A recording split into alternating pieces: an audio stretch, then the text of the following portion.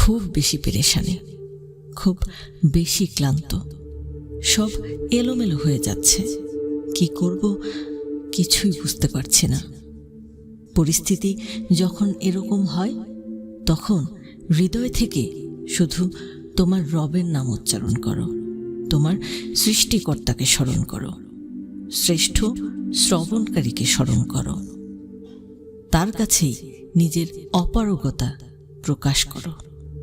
নিশ্চয়ই তোমার রব তোমার সকল চাহিদা পূরণে একমাত্র সক্ষম সত্তা।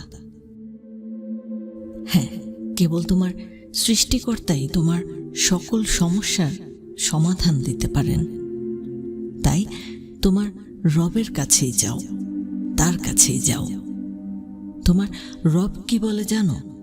তুমি যাকে আমার চাইতে বেশি ভালোবাসবে, আমি তাকেই তোমার কাছ থেকে দূরে নিয়ে যাব আর তোমাকে বড্ড একা করে রাখব। তিনি বলেন, কখনো বলবে না যে তাকে ছাড়া আমি বাঁচব না, কিন্তু আমি তোমাকে তাকে ছাড়াই বাঁচাবো। এজন্য সব আবেগ কেড়ে নিয়ে তোমাকে দিব্যি সামনে এগিয়ে নিয়ে যাব। তুমি কি দেখোনি ঋতুরাও যে 2 মাস পর পর বদলাতে থাকে? ছায়া দেওয়া গাছের পাতাও তো শুকিয়ে যায়, আর যখন সবর হারিয়ে ফেলে তখন ঝরে পড়ে। কিন্তু তোমার রব তো ধৈর্যশীল, তিনিই তো সেই ঝরে যাওয়া পাতার ডাল থেকেও সবুজ পাতা গজান। তুমি কি দেখছো না তোমার সৃষ্টিকর্তার এই নিদর্শন? যে মানুষটাকে তুমি জীবনের চেয়ে বেশি ভালোবাসতে, সেই মানুষটাও একদিন অচেনা হয়ে যায়, তোমার মন ভেঙে যায়, এমনকি বন্ধু শত্রুতে পরিণত হয়, আর খানিক সময় পর শত্রু বন্ধুতে পরিণত হয়। যে মানুষটাকে তুমি তোমার জীবনের অংশ ভাবতে, সেই মানুষটাও প্রতারণা করে। কেন বোঝো না প্রিয় ভাই আমার, প্রিয় বোন আমার? তুমি তোমার রবকে বাদ দিয়ে সেই মানুষগুলোর উপরেই ভরসা করো যারা তোমাকে প্রতিনিয়ত দুঃখ দিচ্ছে, কষ্ট দিচ্ছে। ওদের জন্য তুমি সারাটা জীবন করতে থাকো। হ্যাঁ, বোকার মতো তুমি সারাটা জীবন ওদেরকে কেবল দিয়েই যাও।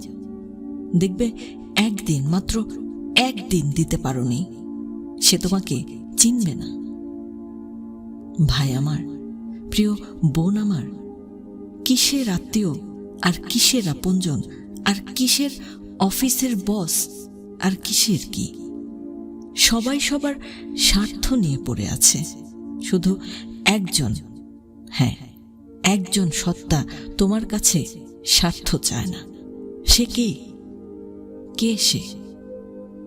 তোমার রব, তোমার সৃষ্টিকর্তা।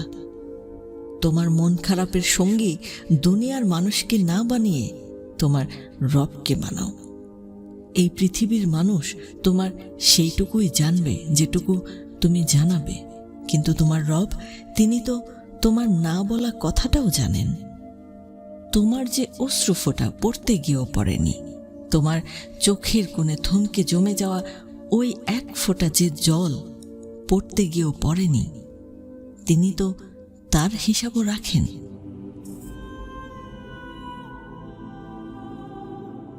তোমার মন খারাপের গল্পগুলো তোমার সৃষ্টিকর্তাকেই বলো।